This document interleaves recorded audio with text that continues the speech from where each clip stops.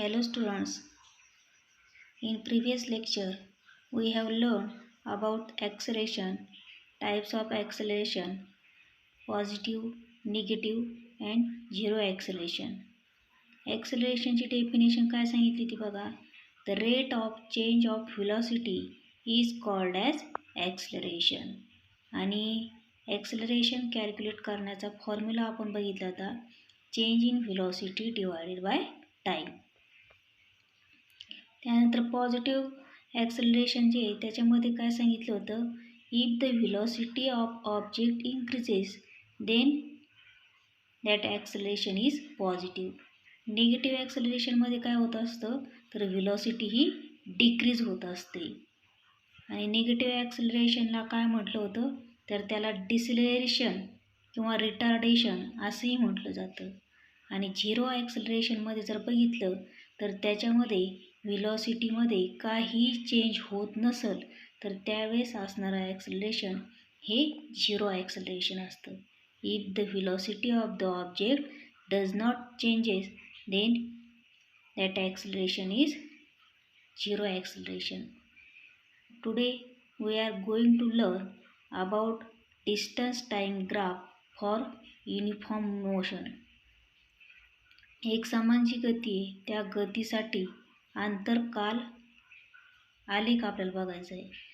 आता त्याच्यामध्ये काय सांगितलेलं आहे बघा, आपल्याला एक टेबल दिलेलं आहे आणि त्या टेबलमध्ये काय दिलेलं आहे तर that table shows the distances covered bye a car in fixed time intervals. या ठिकाणी हा एक टेबल दिसतोय बघा आणि त्या टेबलमध्ये आपल्याला एका कारने फिक्स टाईम इंटरवल्समध्ये कव्हर केलेलं डिस्टन्स दिलेलं आहे. टाईम हा सेकंदामध्ये दिलेला आहे आणि कारने कव्हर केलेलं जे डिस्टन्स आहे ते आपल्याला मीटरमध्ये दिल्याचं बघायला मिळतं. म्हणजे फर्स्ट 10 सेकंद जे त्या 10 सेकंदामध्ये कारने 15 मीटर डिस्टन्स कव्हर केलेलं आहे. सेकंड 10 सेकंदामध्ये परत 15 मीटर डिस्टन्स कव्हर केलेले आहे. थर्ड 10 सेकंद जे आहेत बघा त्याच्यामध्ये सुद्धा 15 मीटर डिस्टन्स हे कव्हर केलेले आहे.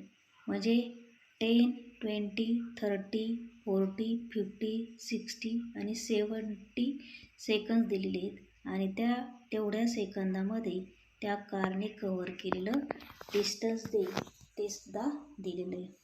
प्रत्येक 10 सेकंदामध्ये कव्हर केलेले जे डिस्टन्स आहे बघा ते सुद्धा आपल्याला फिक्स बघायला मिळतं आहे. मग या ठिकाणी आपल्याला ग्राफ काढायचा आहे, डिस्टन्स टाईम ग्राफ. मग ग्राफ काढताना या ठिकाणी आपल्याला एक्स ॲक्सिस आणि वाय ॲक्सिस दाखवलेले बघा. एक्स ॲक्सिसवर आपण टाईम घेतलेला आहे सेकंदामध्ये आणि वाय ॲक्सिसवर डिस्टन्स घेतलेला आहे मीटरमध्ये. प्रत्येक 10 सेकंदामध्ये जो घेतलेला आहे बघा त्याच्यामध्ये जर स्केल बघितलं तर 1 centimetre is equal to 10 second घेतलेलं आहे आणि वाय ॲक्सिसवर जर बघितलं तर 1 centimetre is equal to 20 metre घेतलेलं आहे. मग हा जर ग्राफ आपण ड्रॉ केला तर तो आपला स्ट्रेट लाईन आल्याचं बघायला मिळतं. हा जो ग्राफ असतो त्याचं नेचर जे आहे ते कसं असतं तर स्ट्रेट लाईन आहे. म्हणजे आपण त्यावरून काय म्हणू शकतो, an object in uniform motion covers equal distance in equal intervals of time. Then the graph between distance and time is a straight line. म्हणजे आपण हा जर ग्राफ काढला तर त्याचं नेचर हे स्ट्रेट लाईन असतं आणि स्ट्रेट लाईन नेचर जर असेल तर त्यावरून आपण काय म्हणू शकतो तर तो जो कार आहे बघा त्या कारने कव्हर केलेलं जे डिस्टन्स आहे ती इक्वल टाईम इंटरवल्समध्ये इक्वल डिस्टन्स कव्हर केल्यामुळं त्या कारची जी मोशन असणार आहे ती कशी असणार आहे युनिफॉर्म मोशन. म्हणजे स्ट्रेट लाईन ग्राफ केव्हा येतो तर when an object covers equal distance in equal time intervals then the nature of graph is straight line and then that objects have uniform motion. आपण बघितलं बघा युनिफॉर्म मोशन कशाला म्हणतात, when on object cover equal distance in equal intervals of time, then that motion is called as uniform motion.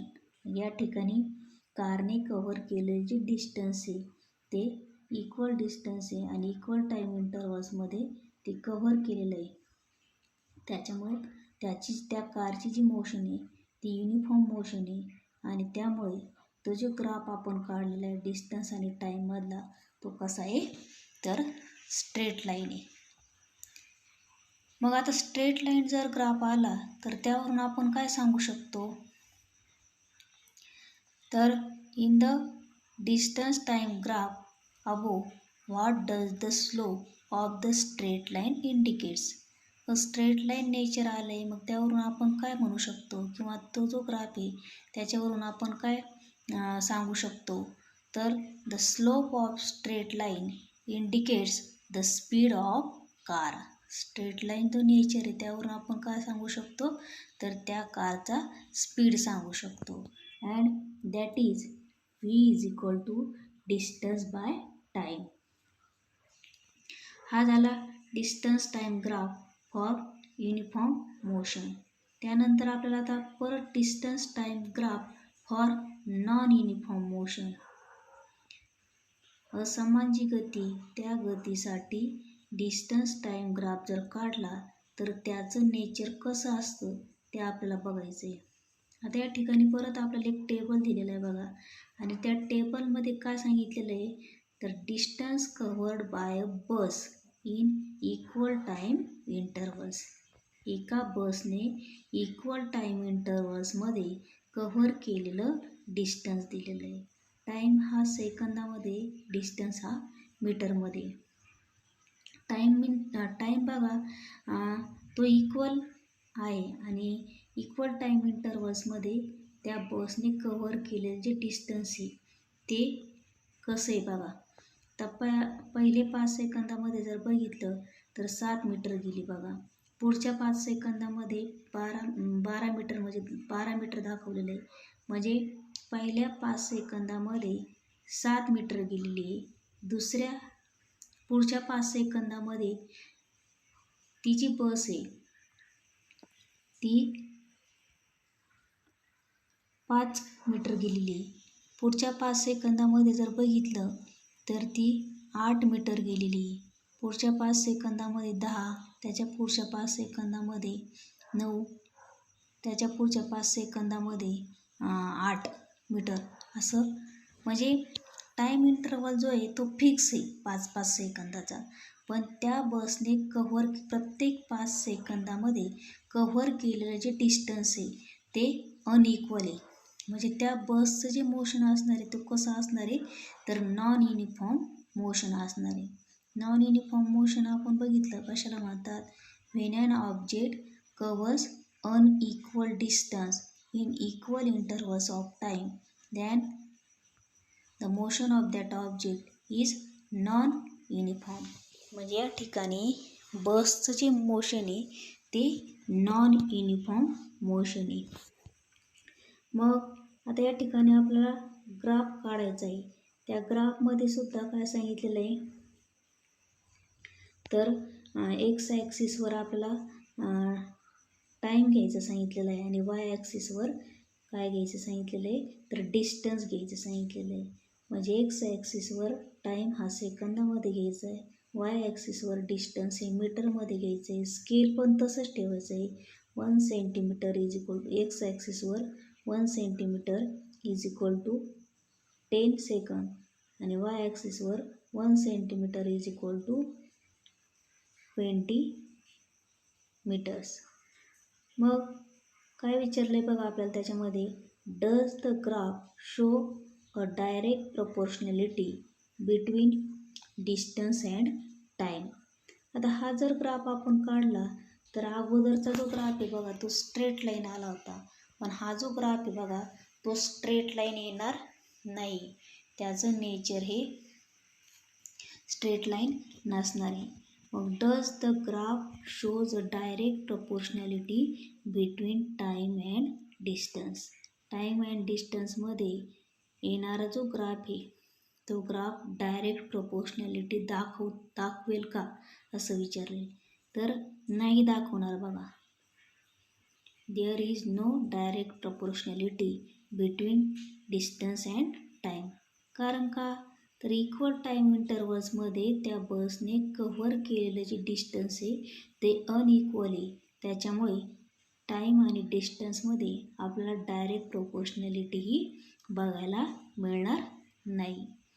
जे या ठिकाणी जर बघितलं तर distance changes non uniformly with time. अंतर जे आहे ते कालावधीनुसार असमान गतीने ते बदलते. म्हणजे bus is having non uniform motion. म्हणजे ती जी बस आहे त्या बसचं मोशन कसं आहे, नॉन युनिफॉर्म मोशन आहे. त्यानंतर आपल्याला पुढं बघायचं आहे बघा, velocity time graph for uniform velocity. एक समान जी गती आहे त्या गतीसाठी आपल्याला व्हेलॉसिटी टाईम ग्राफ हा काढायचा आहे. तर या ठिकाणी आपलं काय सांगितलं आहे बघा, व्हेलॉसिटी टाईम ग्राफमध्ये तर अ train is moving with uniform velocity of 60 km/h for 5 hours. म्हणजे एक रेल्वे बघा, एक आगगाडी आहे आणि ती आगगाडी प्रति तास 60 किलोमीटर वेगाने 5 तास चाललेली आहे आणि त्याची जी व्हेलॉसिटी ती युनिफॉर्म व्हेलॉसिटी आहे. The velocity time graph for this uniform motion is shown in the figure. आता आपल्याला इथं ग्राफ ऑलरेडी काढून दिलेला आहे आणि त्या ग्राफमध्ये आपल्याला काय सांगितलेलं आहे, तर velocity time graph for this uniform motion. म्हणजे ती जी ट्रेन आहे त्या ट्रेनने जे त्याची जी युनिफॉर्म मोशन आहे त्या युनिफॉर्म मोशनसाठी काढलेला व्हेलॉसिटी टाईम ग्राफ आपल्याला या ठिकाणी दाखवलेला आहे. म्हणजे ती जी ट्रेन आहे बघा, या ठिकाणी आता हा जर ग्राफ बघितला तर त्या ग्राफमध्ये एक्स ॲक्सिसवर आपल्याला टाईम दिलेला आहे आणि वाय ॲक्सिसवर व्हेलॉसिटी दिलेली आहे. व्हेलॉसिटी km/h आणि टाईम जो एक्स ॲक्सिसवर तो आवर्समध्ये दिलेला आहे. स्केल जर बघितलं तर एक्स ॲक्सिसवर 1 centimetre is equal to 1 hour घेतलेलं आहे आणि वाय ॲक्सिसवर जर बघितलं तर 1 centimetre is equal to 10 km/h असं घेतलेलं आहे.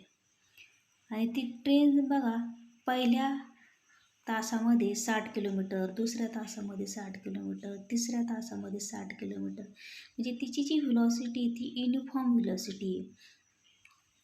मग पुढं काय सांगितलं आहे बघा, तर with the help of the graph how will you determine the distance covered bye a train between 2 and 4 hours.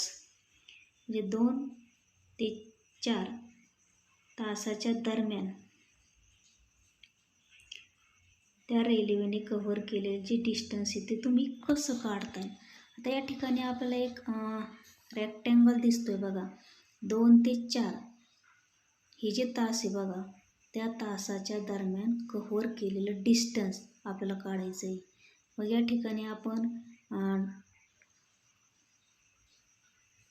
2 hours जे आहे बघा, त्या 2 hours 60 किलोमीटर जे दाखवलेले त्या ठिकाणी आपण एक परपेंडिक्युलर लाईन ड्रॉ केलेली आहे की ज्याला AC म्हटलेलं आहे. 4 hours जे आहे त्या ठिकाणी आपण दुसरी परपेंडिक्युलर लाईन काढलेली आहे की ज्याला BD असं म्हटलेलं आहे. C या पॉईंटजवळ T1 म्हटलं आहे, D या पॉईंटजवळ T2 म्हटलेलं आहे. मग आपल्याला ABDC हा एक रेक्टँगल मिळालेला आहे. मग 2 ते 4 तासाच्या दरम्यान त्या ट्रेनने कव्हर केलेलं डिस्टन्स जर आपण काढलं तर ते कसं काढता येईल, तर S is equal to VT हा जो फॉर्म्युला आहे त्या फॉर्म्युल्यावरून आपण 2 तासामध्ये रेल्वेने कव्हर केलेलं डिस्टन्स काढू शकतो. मग V is equal to velocity किती आहे, तर 60 किलोमीटर आहे आणि 2 ते 4 तासाच्या दरम्यान म्हणजे 4 - 2 मधून 2 गेले की 2 राहतात म्हणजे 60 × 2 इज इक्वल टू 120 किलोमीटर. म्हणजे त्या कारने 2 ते 4 तासाच्या दरम्यान कव्हर केलेले जे डिस्टन्स असणार आहे ते किती असणार आहे, तर 120 किलोमीटर. त्यानंतर पुढं काय विचारलं आहे बघा, is there a relation between the distance covered by the train between 2 and 4 hours and the area of perpendicular rectangular in the graph.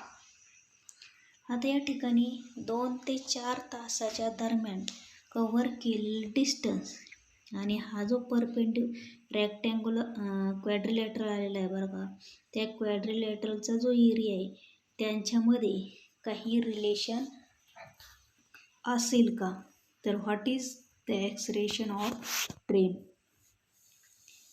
आता आपण 2 ते 4 तासाच्या दरम्यान त्या ट्रेनने कव्हर केलेले डिस्टन्स काढलेलं आहे ते किती आलं आहे, तर 120 किलोमीटर. आणि दुसरं काय विचारलं आहे, तर तो जो क्वॅड्रिलॅटरल आहे त्या क्वॅड्रिलॅटरलचा जो एरिया काढला, तर तो एरिया समजा आपण काढला ABDC हा जो क्वॅड्रिलॅटर आहे त्याचा एरिया जर काढला, तर area of quadrilateral ABDC is equal to length into breadth. तर ते किती येईल, लेंथ ते 60, ब्रीड ते 2 centimetre 2, then 60 into 2 is equal to 120 kilometre. तुम्ही जर हे काढलं तर ते सुद्धा area of quadrilateral ABDC is equal to 120 kilometre and the distance covered by train between 2 and 4 hours is also 120 kilometre. आता हे झालं पहिल्या प्रश्नाचं उत्तर. त्यातच दुसरा प्रश्न काय विचारलं आहे बघा, what is the acceleration of train. ट्रेनचं जे त्वरण आहे ती किती असेल. आता ट्रेन बघा प्रत्येक एका तासाला ती 60 किलोमीटर डिस्टन्स कव्हर करते. म्हणजे इनिशियल व्हेलॉसिटी त्याची 60ची आणि फायनल व्हेलॉसिटीसुद्धा 60ची. मग त्याचं ॲक्सलरेशन काय असणार आहे, तर acceleration of the train is equal to initial velocity minus final velocity divided by 10. Initial velocity 60, final व्हेलॉसिटीसुद्धा 60. म्हणजे त्याचं ॲक्सलरेशन काय येणार आहे, तर 0 येणार आहे. The acceleration of the train is equal to 0. आता बघा तुम्हाला मी हे तोंडी सांगितलं आहे, तुमच्या कितपत लक्षात आलं हे सांगता येणार नाही, पण ज्यावेळेस आपली रेग्युलर शाळा सुरू होईल त्यावेळेस ह्या ग्राफवरच्या ज्या कन्सेप्ट आहेत त्या तुम्हाला मी परत समजून सांगेल. आज आपण इथपर्यंतच बघू. थँक्यू.